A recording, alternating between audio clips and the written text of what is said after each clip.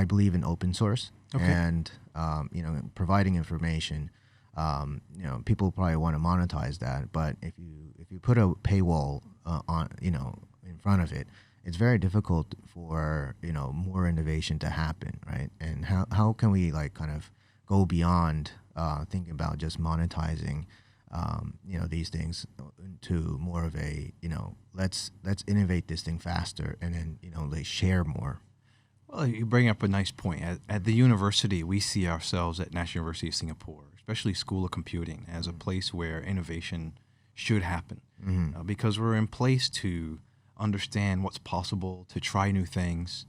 We're given funding by corporates and other entities to look into and try things out, and to have 50, 100 students come and play and see what it's like in projects. So there is a space for that, and it's a opportunity that companies should know is open. And the great thing about Singapore is how supportive organizations are here, whether from the government side, from Monetary Authority of Singapore, or over at the Institute for Banking and Finance.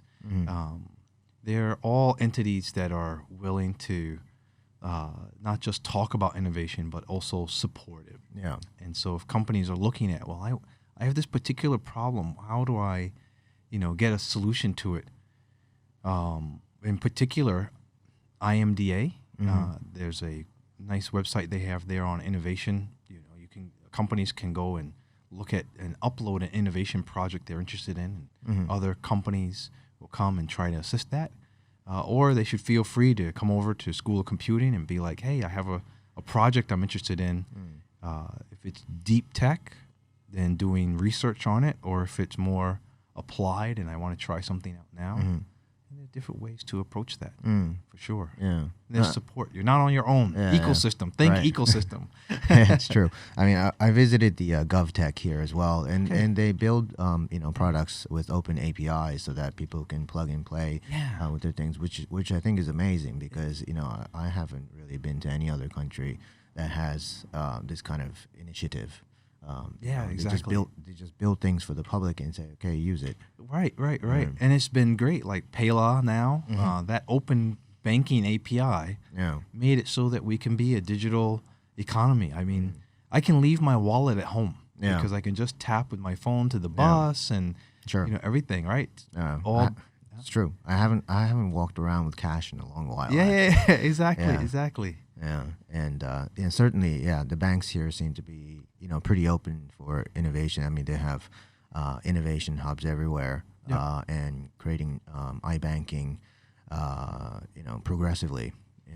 In my view, I mean, coming from Japan, I mean, it took a long time for them to get everything, move into the whole iBanking world, and still Japan's a very cash-heavy society.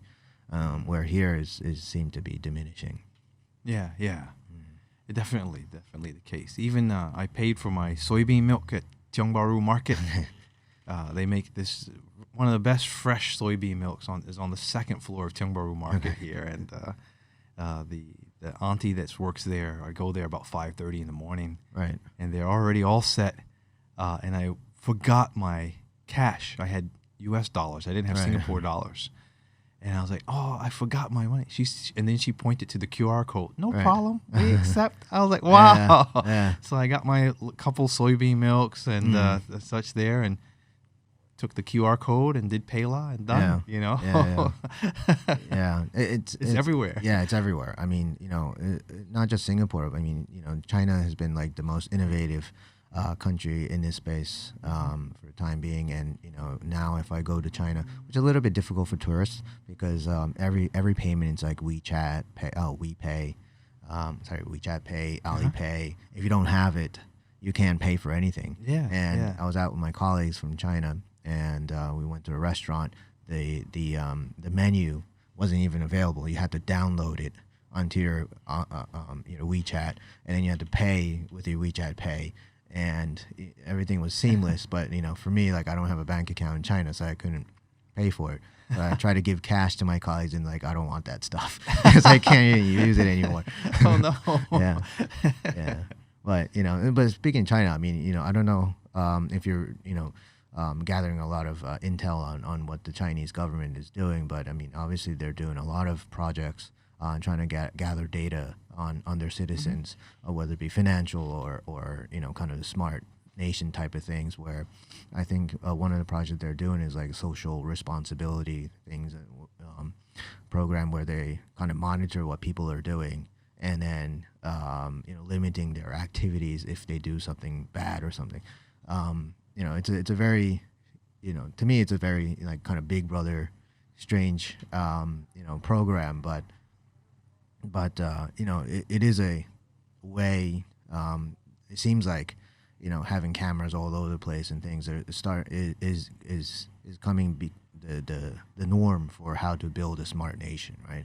And you speak about smart nations quite often. And what is the progress that's happening here in Singapore? Oh wow, tremendous. So first of all, I've always said that Singapore is like the original smart nation from a policy perspective, because your needs, your foundational needs of safety, water, housing are all pretty much taken care of. And economically, from a policy perspective, you can get a reasonable meal for a very low cost. Or if you want to pay, the sky's the limit, you can also do that too. But if you try to drink alcohol or other things that aren't so beneficial, you have to pay extra for it. So it's a pretty neat, that's a smart economy already. Right. In New York, on the other hand, if you want a reasonable meal, it can cost the same amount as something bad for you too. Right. So that's not very good. Yeah. Technically, though, you can see the benefits of the technology implementation here from how the bus systems run, because they get to leverage our tap-in, tap-out information and have been for a long time. Yeah. So just that basic data point, right, can tell you, are my buses over or under capacity? And being a smart nation is all about how can you share the scarce resources with your citizenry in an optimal way. That's what a good smart nation is. And we were talking about it earlier, right? I mean, Singapore is almost like a model for public transportation, for housing, safety. All those things seem to be optimally shared in a sense. Yeah. That's my first view. Yeah. And by using data, by collecting information, by setting the expectation that we will be collecting information here about movements and spending and what have you. Yeah. It's very good for, and used in a proper way, it's good for setting policy and sharing those scarce resources. Yeah. Yeah. And so far I haven't, all those transportation data they've been collecting, but what other types of data has the government collecting in terms of, the people's like mobilities and mobility is exciting. We have a little driverless bus that goes around campus, and it can actually travel all the way out here. The government recently set up a driverless mobility zone that includes One North and some of Clementi, the university area. Okay. And there's a couple of those locations throughout Singapore. But this bus goes around. Right now it's in test mode, so it's just the human reviewer. Okay. They're not operating the bus, and the bus goes automatically. Yeah. But it collects information about the environment, and how it should drive, and what have you. The other is, of course, the recent initiatives by the Housing Development Board to issue smart housing.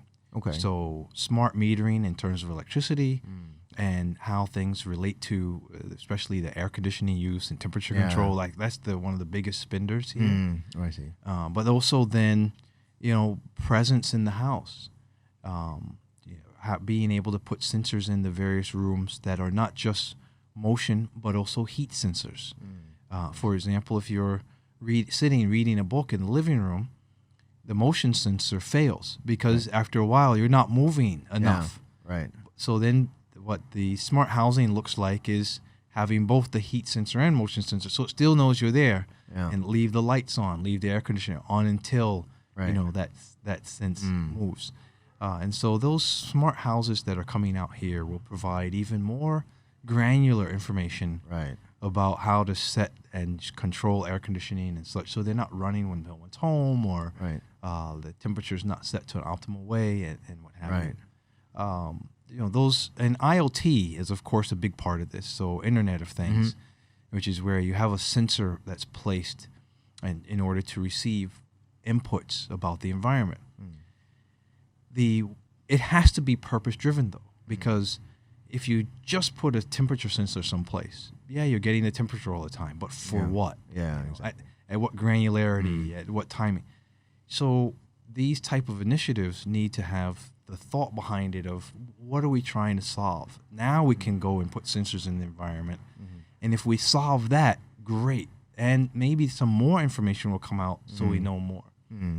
So I always like projects that involve data that have a return on investment at the Yeah. end. Of course. You know, it has to be measurable. Yeah. You have to have a outcome. And so smart nations, again, here in Singapore in particular, are the focus is let's put sensors up around throughout Singapore. Right now, there's even sensors on the light poles. So as you go through, you'll see that if you look at your phone, you'll see lots of different Wi-Fi points as you go, and wireless SG, for example. Yeah. Well, that gives good information about who's using wireless, how much bandwidth do they need. You know, those type of information is again good to provide citizens with better services at those points, Right. as well. So everything is about how do Yeah. we. I always believe that for the if there's a purpose for the betterment of humanity, it's great. I mean, Yes. if you can reduce the amount of electricity that you use in your house to fight climate change. Exactly. Those like grander vision, I'm really for. Yeah. But I guess it's always the matter of like how you use that data, and and preventing falling into the wrong hands. So That's right. and this is like always a part of like technology and humans is that technology don't fail unless the humans do, right? That's right. Technology, is like water. You can either drink it or drown in it. Yeah, and exactly. Technology is Yeah. like that. Yeah. Yeah. Future Design Podcast.